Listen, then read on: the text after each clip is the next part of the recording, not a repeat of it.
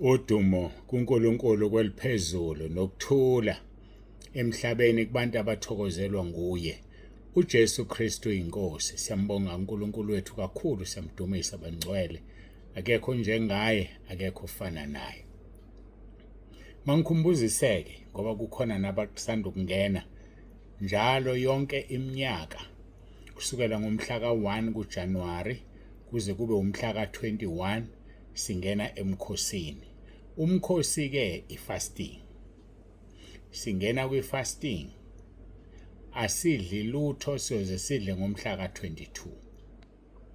Siyagcina kusasa mhla ka-31 ukudla. Ngeke sisadla, sizophuza kuphela okuphuzwayo ngoba abanye bethu bayasebenza, abanye bethu badinga okuzobabooster ngamandla. Abanye-ke baye baphuza i-drink, alikho icala lapho, drink enoshukela ofanta orange. Abanye-ke baye baphuza amanzi nje, abanye banze umbhubhudlo, bafaka ushukela emanzini bawafaka efrijini. Amnandi kabi sebanda umbhubhudlo. Ngazi-ke abanye bayawazi nombhubhudlo. Asikudla okushubile, oyogathi cha, asibadla amahewu cha, asikungeni konke lokho. Kodwa-ke abantu abadla amaphilisi, kukuyena umuntu kukholwa kwakhe ukuthi uyathanda yini ukusinda, azidele, ayeke amaphilisi, angene emkhulekweni ka-21 days. Baningi-ke nokho abathi bephuma kulo mkhuleko inkosi uJesu ibisibaphilisile bangabuyeli emaphilisini. Kodwa konke kuya ngokukholwa ngoba inkosi yethu uJesu isahamba emhlabeni yayithi ukukholwa kwakho kukusindisile. Ngakho-ke ngiyarekhomenda ukuthi wena ungathathi okushiwo abantu kodwa yenza lokho obona kuvumelana nawe. Ngiyakukhulula ukuthi kulo mkhosi wethu ka-21 days udle ngesikhathi sokuthatha amaphilisi. Udla amaphilisi akho uqhubeke. Bese kuzoba khona-ke njalo abazothi ubaba uNtsibande wathi amaphilisi angadliwa. Angazi ngoba yonke leminyaka ngihlala ngikhuluma leyo nto ngoba kune-VN elungisiwe ecacisa lokho ukuthi odla amaphilisi akodla ngesikhathi samaphilisi abese ngabe sadla-ke kuze kube ngakusasa. Uma ewadla ntambama mhlawumbe ngo-7 ngiyalinganisa ntambama, kusho ukuthi uzodla ntambama adla amaphilisi abese ngaphinde adle kuze kube u-7 ngakusasa ntambama. Njalo futhi kuze kube u-7 ngakusasa ntambama adle aphuze amaphilisi. Kuya ngokuthi-ke kuqala amaphilisi kulandela ukudla noma kuqala ukudla kulandela amaphilisi. Umuntu nomuntu uyasazi isigulo sakhe nokuthi udokotela wakhe utheni.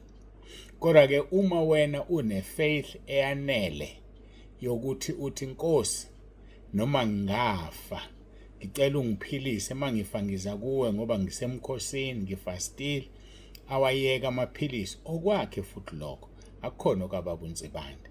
Ingakho ngivula lelo windi ukuze kungathi kusasa kuthiwa ubaba uNtsibande wathi abantu abayeka amaphilisi. Nanga umuntu usefile kusho ukuthi ubaba uNtsibande kufanele akhokhe. Cha bazalwane, njengoba insuku ziwu-30 nje namhlanje kuDisemba 2025 iyasho le voice note kuzongena inkonzo kodwa iyacacisa ukuthi umuntu odla amaphilisi akangene emkhosini kodwa adle ngesikhathi samaphilisi akhe. Bayashiyana-ke abantu, mhlambe khona adliwa kabili ngosuku, angazi-ke. Uma edliwa kabili kusho ukuthi wena uzodla kabili nawe ngoba udla amaphilisi. Kodwa ngifuna ukubeka kucaceke ukuthi i-fasting odlayo kuyo ayinawo amandla kune-fasting ongadli lutho kuyona. Iyezwakala-ke leyo kusukela-ke kusasa siyagcina ukungena ukufaka ukudla emlonyeni kusasa ntambama noma ngithi nje kusasa before 12. Khona laba bazodla ngo-8 badle ngo-9, angazi kubasiza ngani. Abanye badle ngo-11 ebusuku, basiza ngani? Usazohlala iy'nsuku eziwu-21 zonke ungadli ngoba soze sidle ngomhla ka-22. Mhla ka-22 ekuseni sisobe sesibuyele ekudleni-ke simbonga uNkulunkulu. So-ke ngithi angicaciseke leyo ukuthi singena emkhosini. Engisazokulalela ngokujwayelekile siyayikhipha inkonzo ku YouTube uma singena emkhosini ngoba YouTube uzwakala ezweni lonke. So asifuni ukuzwakala ezweni lonke ukuthi sisemkhosini.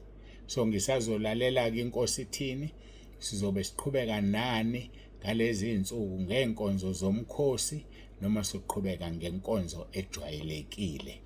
Uma kuyinkonzo ejwayelekile izotholakala ku YouTube. Kodwa uma kuyinkonzo zomkhosi siyaphuma ku YouTube kuzosala uWhatsApp kuphela. Ngithi ngicaciseke leyo kusemanje. So kusho ukuthi ke ngisazolalela inkosi isazongicacisela ukuthi sikhuluma ngani kulomkhosi.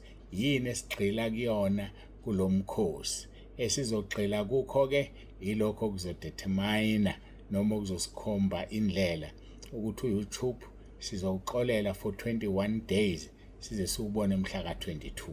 uNkulunkulu anibusiseke, uNkulunkulu abe nani lapho baka YouTube bekuyonisiza ukuthi nibalekele ekhaya lezwi ningene egroupini. Zikhona izinamba mawungena lapha ku YouTube for more description kuleyo nto ethi more description uyachazelwa nazi izinamba ungena ngazo ucele ukufakwa ekhaya lezwi khona uzoba ingxenye yomkhosi wethu uma kuukuthi sobe sifundisana ngomkhosi kusukela mhla ka1 January 2026 uma inkosi uJesu ingakabuyi uzolanda ibandla. Yazi into yangimangaza namhlanje usuku lwesibili omunye oprofethile wathi kuzobe kumnyama for 3 days kuze kube u31 kumnyama. Ubani osebumnyameni?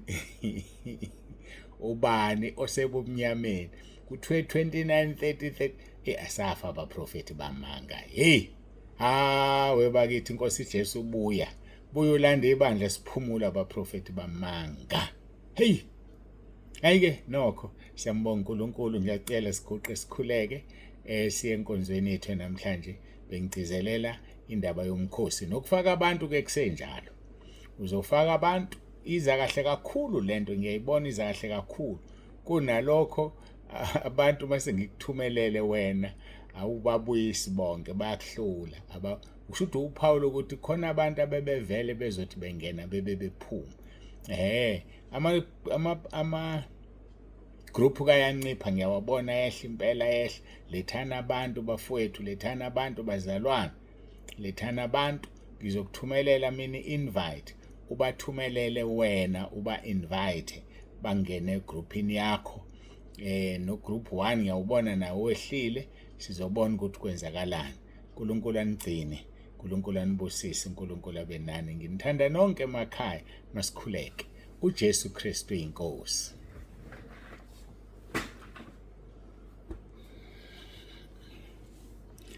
Babongcwele babolungileyo, uNkulunkulu wethu nomusa, siyazithoba phambi kobuso bakho ngalesi sikhathi ukuba silalele izwi lakho. Siyacela ukhulumisane nempilo zethu. Siyacela Nkosi uzambule. Siyakhuleka Nkosi, sikhulekela nenkonzo yakusasa ukuba uNkulunkulu wami ube phakathi kwethu, ukhuluma uzambule ngoba okukhulu ukuzwa izwi elivela kuwena, ayi izwi elivela kumuntu. Okukhulu ukuzwa ukuhlakanipha kwakho Nkosi Jesu, hayi komuntu. Sizwele ukuthi phezu kwakho kunomoya wokuhlakanipha, umoya wokwazi, umoya wokuhlukanisa. Kuchaziwe ezweni Nkosi Isaiah chapter 11 verse 1 to 5. Ilokho ke uNkulunkulu wethu esikulindele kuwena. Nomoya wamasu uNkulunkulu wethu sinika amasu einkingeni esibhekene nazo. Siyabonga, sikunikeza udumo ngakho konke. Akekho uNkulunkulu ofana nawe. uNkulunkulu ezinzulwini zonke, uNkulunkulu ezulwini, wembetha amandla njengengubo. uNkulunkulu wethu wakhe izindlu zakho imshayo yazo ibeke phezu kwamanzi. Uhamba ngenqola yamafu, uhamba ngamaphiko omoya, wenza ingilosi zibe imimoya, ikhonzi zakho zibe malanga bomlilo. Singamthathaphi uNkulunkulu njengawe? Uyamupho yethile amandla, kongenamandla umuphi ikhwepha. Siyakubonga uNkulunkulu wethu, siyabonga. Thatha indawo yakho kule nkonzo Moya Ongcwele, ukhuluma uzambule. uJesu Kristu inkosi. uJesu Kristu inkosi. uJesu Kristu inkosi. Nguye namhlanje, izolo, nguye ingunaphakade. Amen.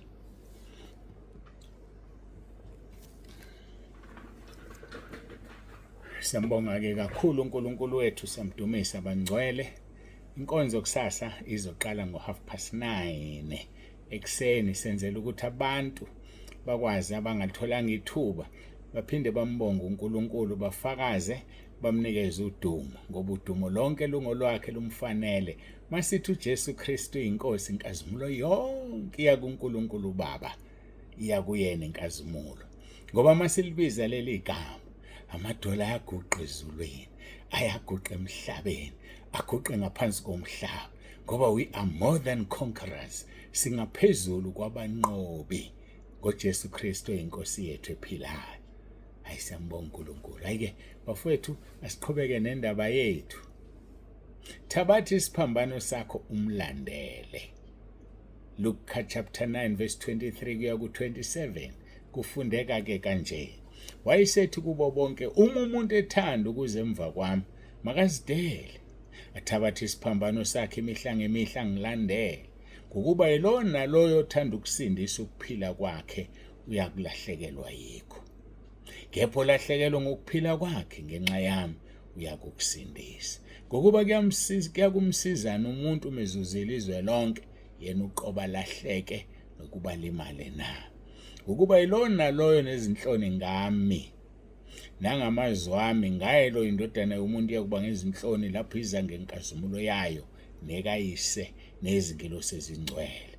Kepha nginitshela ngesiminya ukuthi bakhona abanye kwabemi lapha abangayukuzwa ngempela ukufa baze babone umbuso kaNkulunkulu. Siyambonga uNkulunkulu wethu, siyamdumisa.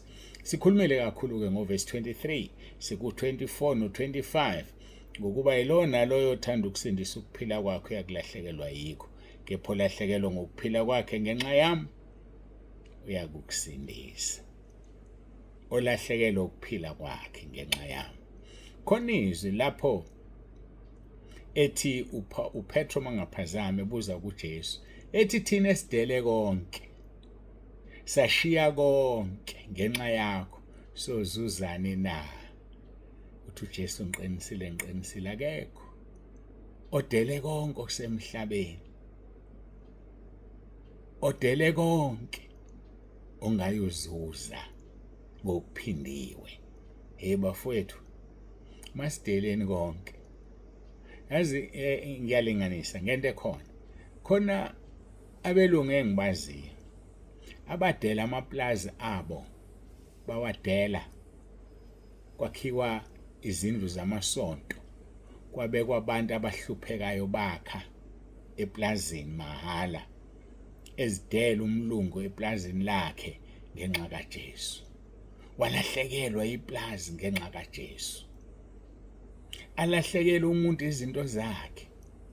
Ngazi abantu mina sithi masifika isivuno kade etshalile, mhlawumbe amadumbe, mhlawumbe iklabishi, mhlawumbe ummbila, akuthatha ayonikela ngakho kwabampofu. Omunye adayise, athathe imali ayifake emsebenzini kaNkulunkulu. Udelile inzuzo yakhe, udelile iprofit yakhe, bekukhula kuhlakulwe ekhokhela abantu. Lithi izwi lenkosi kuyakumsizana umuntu umezuzile izwe lonke, yena uqoba lahleke noma limale na. Uzuza izwe lonke, unakho konke, awukhale ngalutho, uneyimoto, unakho konke. Kodwa ngazi abantu mina abathi umfundisi mayengenamoto ayithathe imoto yakhe, athi umfundisi, uthi uNkulunkulu angikunikeze le moto, hamba ushumayela ivangeli. Yazi ukuthi usukubeka amalahle phezu kwalo mfundisi, amalahle avuthayo, ngoba mayengasalishumela ivangeli ngaleyo moto ahamba indlela engezona ezikaNkulunkulu, uyosha esihogweni ngenxa leyo moto. Ngazi abantu abanikelile izinto, impahla kuma-wardrobe abo, bayonika abampofu, bayonika abahluphekayo ngenxa kaJesu. Kuzokusizana ukuzuza izwe lonke, kodwa ulahlekele ukuphila kwakho na. Yini usuyenzile oyenzela uNkulunkulu? Ngazi abantu abathi mabehola uthatha umholo asale nemali yokuphila ongakhipho kweshumi, kodwa akhiphe ngaphezulu kweshumi ngoba ekubona umsebenzi kaNkulunkulu uyafadalala ewuxhasa. Mina ngazi abantu abanzima uNkulunkulu ababusise. Ngesikhathi ngikhuluma nomunye namhlanje ngamangala ngoba bengena umntwana kaNkulunkulu. Ethi yazi uNkulunkulu ngesikhathi uphuvula isandla uyathela. Umuntu ongaphi akabusiswa. Ongaphi akabusiswa kodwa onikelayo uyabusiswa. Ongabheki ukuthi u50 wokugcina lo ngizothenga ugesi ebona umuntu elambile noma ikuphi amnikeza athi amthenga ukudla udle noma hamba amthengele yena ngoba vele abanye abahluphekile bahlupheka ngoba bafuna ukuthatha le mali bodla ama-drugs. So it's advisable ukuthi ubazamele ukudla. Mina ngazi abantu abadela ukuphila kwabo akudela umuntu. Ngisho manje nathi masihambile ngazi abantu aphuma umuntu kwi-main bedroom yakhe. Yazi main bedroom yini? Aphuma umuntu athi baba uNsibande mama uNsibande ngicela nilalela. Bayasithobisa ngoba asilutho futhi asifanelekile. Ingakho sizama ngawonke amandla ukuthi sibhuke siyolala la kulalwa khona sikhokha imali silingisa uPaul othi angizange ngibe umthwalo nakoyedwa umuntu. Kodwa khona abazalwane abafuna leso sibusiso bathi no ngeke ngena kwi-bedroom yami emsho ingcono kunehotela besho beqinisile. Sibambeke ngoba lo muntu ufuna isibusiso kodwa ngale kwalokho asithandi. Sithanda ukuzilalela ema-B&B sikhokhe kuze nibusiseke nani ngoba sikhokha ngale mali eninikelile nisabusiseka nani. Abantu abadela ukuphila kwabo, abantu badela izindlu zabo ezinhle, abantu badela amakamelo abamahle, abantu badela ukuphila kwabo ngenxa kaJesu. Angikhuluma ngabantu mina abashumayela ivangeli ngeemoto zabo bengawuceli upetrol. Ngikhuluma ngabantu mina abondla abantu bengayiceli indawo imali yokondla labo bantu. Kade sakha khona manje izindlebe esizakha. Kukhona abazalwane abebenakelela omakhi ngamaphakethe abo. Bese kuba khona abazalwane abafuna imali bathi ngifuna imali phela ngikwazi ukuhlala nalabo bantu bengadli. Ubone ukuthi emadoda khona abantu abasekude nombuso kaNkulunkulu. Khona abantu abafuna ukukhokhelwa. Yazi ukuthi mawuhlalise umzalwane mawudla imfino naye mawudla amanzi nophuthu udla amanzi nophuthu naye uNkulunkulu uzokubusisela kona lokho. Hayi uyofuna imali kwabanye abantu uthi abakunikeza imali ngoba wena ugcine obani nobani kwakho. Ihlazo lelo. Unikela nini kanti wena? Awungitshela unikela nini? Ngiyabuza unikela nini? Njoba ngisho nje ngazi abantu abathatha imoto zabo baye ezinkonzweni kwezinye indawo baye branchini yasekhaya bayoshumayela ngaphandle kwesenti. Abafuna imali ngoba bayanikela. Khona abafuna imali athi ngeke ngiye endaweni ethile ningangikhokhelile. Akhohle kuyifuna kulo phela amsebenzelayo lo amkhonzayo ayifune kumuntu. Ayi mina angazi kuyongena bani ezulwini. Dela ukuphila kwakho. Thabatha isiphambano sakho umlandela. Esakho lesi mususenze somunye. Ngesikhathi uya komunye ufuna ukuxhasa ufuna imali uyosenze somunye lesi siphambano esakho. Umqhele ngeke uthole umqhele uzoshumayela uzokukhathala ngeke uthole umqhele ngoba wena ubukhokhelwa uyoshumayela. Umenzeleni uNkulunkulu? Umnikeni uNkulunkulu? Ukudelile ukuphila kwakho? Uthi ngokuba kuya kumsizana umuntu umezuzile izwe lonke yena uqoba lahleke nokuba limale na. Ngoba uzolimala, uzolahleka ekujuleni esihogweni, bottomless pit. Wena wazi nje ukuthi ufuna kunikwe imali wena. Wathi inyaka nje imali. Kwafuna idrink nje imali. Ufuna ngisho uzofuna imali, bakithi ngiyasaba mina. Umuntu afuna imali kagesi. Ukuthi bekuphekwa kwakhe, afuna imali kagesi. Uyikala kanjani imali kagesi? Awungixoxele. Uyicalculate kanjani imali kagesi? Le wena oyisebenzisile nalesi setshenziswa abantwana bakaNkulunkulu. Kuphekiwe-ke fine. Uhlukanisa kanjani ukudleni konke okuphekiwe ukuthi okwakho-ke lokhu ugesi wakhona uzokhokhelwa, kuzokhokhelwa owalokhu. Awuboni ukuthi nawe uyantshontsha uma ufune ugesi wayonke into kodwa nawe uzodlala. Lokho sukudla wenze njani wena? Uyakweba phela manje ngoba kuphekwanga ngogesi wemali yakho. Kuze kube imininingwane engaka nje kudalwe yinto unganikeli wena. Kanti uzobusiswa nini? Yikho ungabusiseki nje. Awufuni ukunikela. Ufuna ngisho isenti olichithile ukhokhelwe lona. Webazalwane, sizongena kuliphi izulu? Mina ngazi ngena kuliphi izulu. Abantu bathanda ukutotoswa, abantu bathanda ukwenzelwa izinto. Yini oyenzela uNkulunkulu? Akwanele ukuthi ukunika ivangeli eliphilayo. Akwanele ukuthi ugcinile nomndeni wakho. Akwanele ukuthi uyaphila. Ufuna konke kuze kuwe. Sihlobo sami uzofukushiye bese kuba ngokabani. Kube ngokabani uzofukushiye. Kuyokumsizana umuntu uzuza izwe lonke. Alahlekele ukuphila kwakhe noma limale na.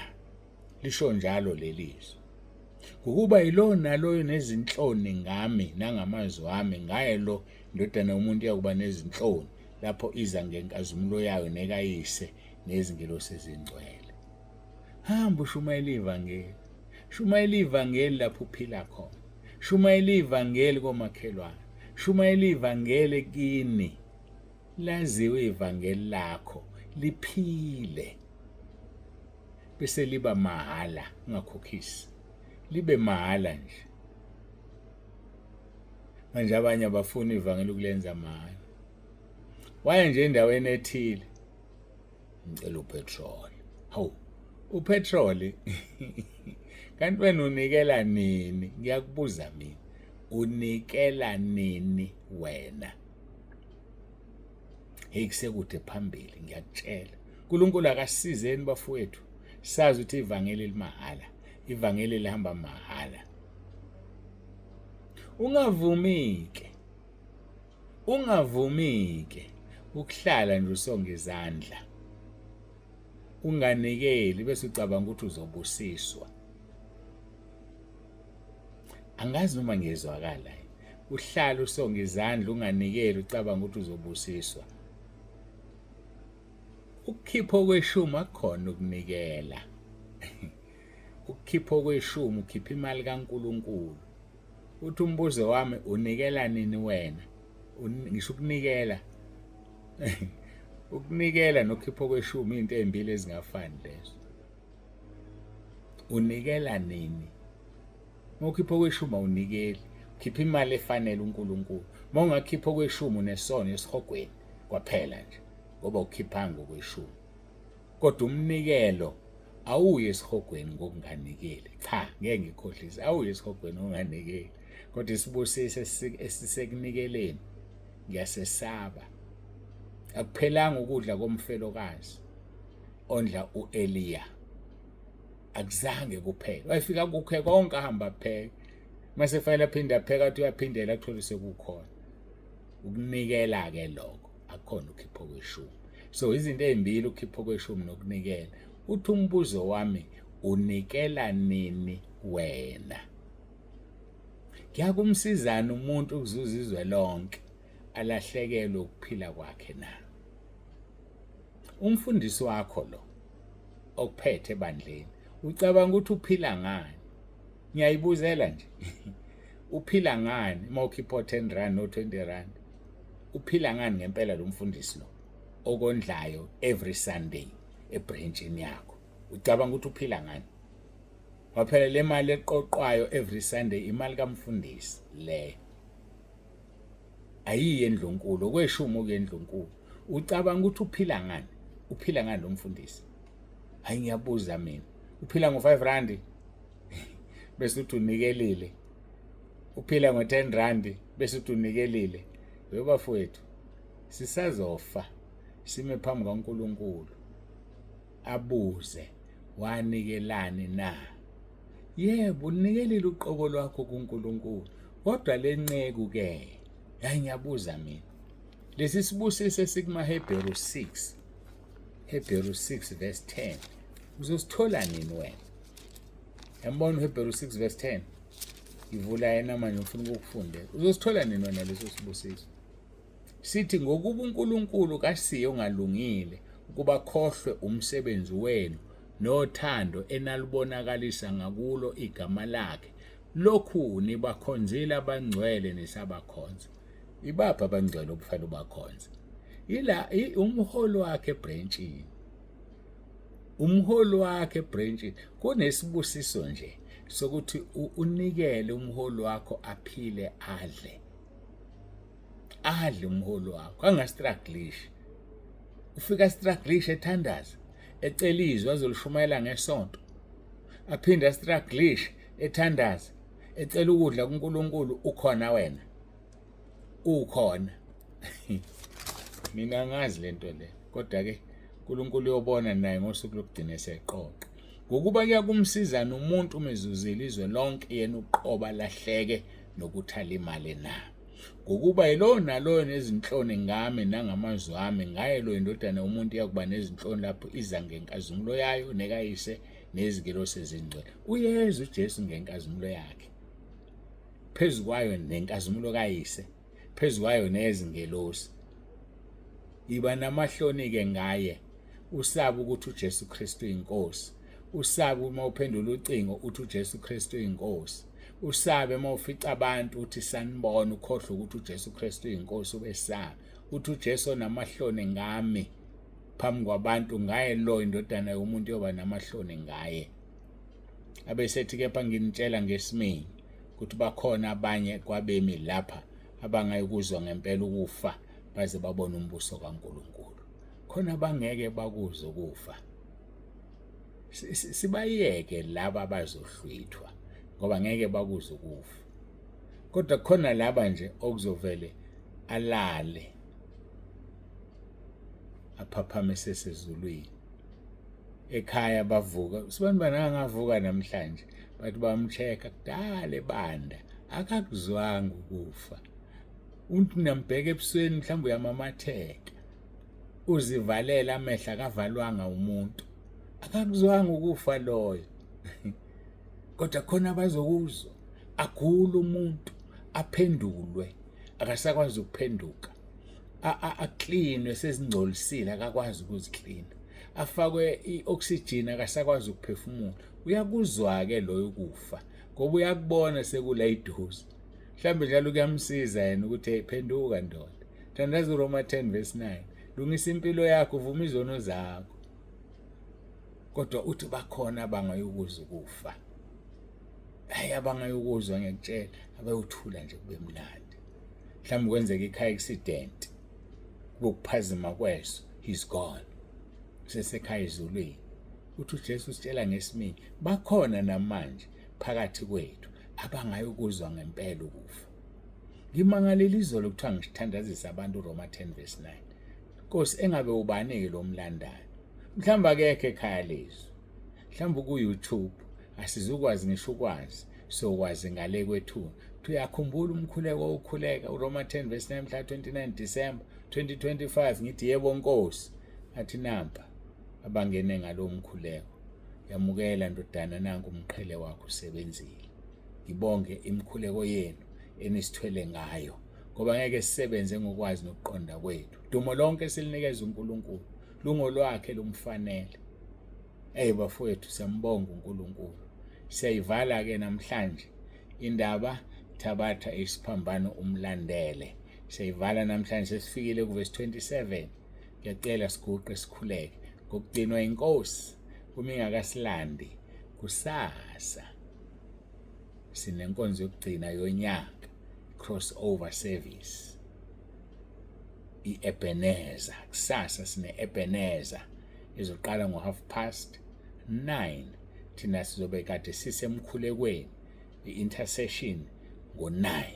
9:30 masiqeda kuqala inkonzo. Kunekweza ithuba laba bathanda ukumbonga uNkulunkulu bafakaze baqede bese singena enkonzweni. Sihlukane kusakhanya ukuze abafisa ukubuyela emakhaya babuyele kahle.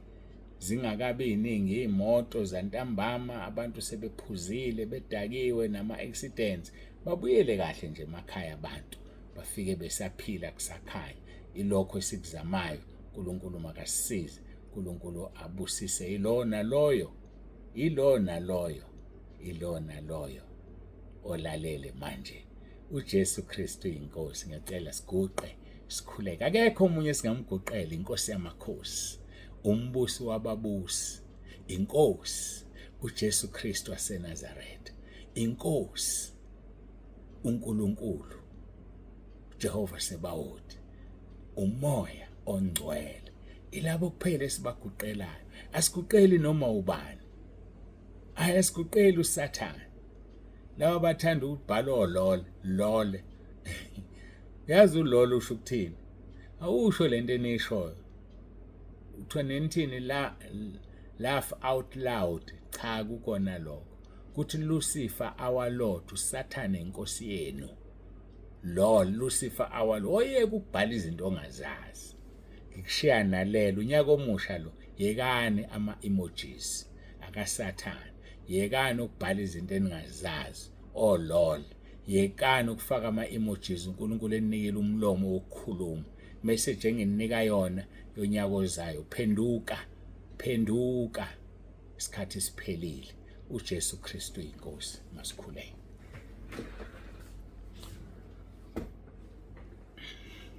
Babongcwele babolungileyo, uNkulunkulu wethu nomusa, siyabonga. Siyakudumisa kakhulu. Akekho uNkulunkulu ofana nawe. Akekho uNkulunkulu onjengawe, uNkulunkulu ezulwini, uNkulunkulu emhlabeni. Ngiyacela ke uNkulunkulu wethu nomusa ube kanye nathi namanje.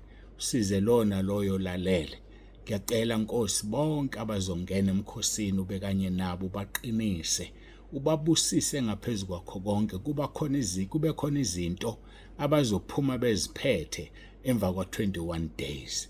Kube khona ukunqoba abazophuma bekunqobile emva kwa21 days. Ngegama elinamandla lenkosi yethu uJesu Kristu ophilayo. uJesu Kristu inkosi. uJesu Kristu inkosi. uJesu Kristu inkosi. Amen.